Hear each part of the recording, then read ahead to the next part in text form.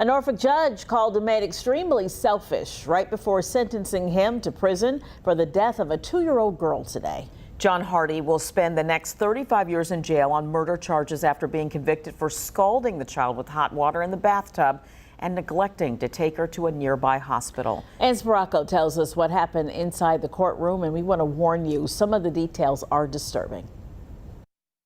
It's a tragedy a Norfolk judge says John Hardy could have prevented in April of 2018. In a hearing Friday, the judge sentenced Hardy to 35 years in prison, about 6 years above the maximum guidelines. The 38-year-old is convicted of scalding his girlfriend's 2-year-old daughter, Harley Williams, with water from the bathtub. Harley suffered from terrible burns to the point which prosecutors say her skin started falling off.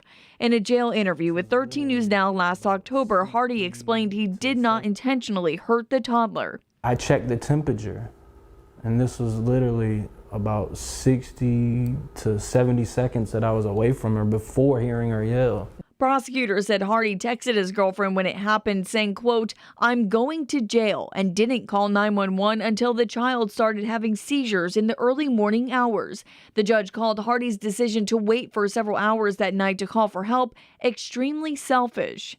Prosecutors told the judge Hardy has a prior conviction from 2013 for strangling a different woman and beating his 14-month-old son in Virginia Beach.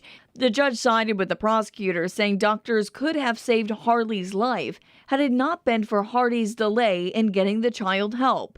Hardy will serve an additional 10 years on probation and is not allowed to have any contact with minors. In Norfolk, I'm Ann Sparacco for 13 News Now. Hardy was on probation for his 2013 conviction and not allowed to be alone with children unsupervised when the incident happened. He now awaits his probation violation hearing in Virginia Beach Court.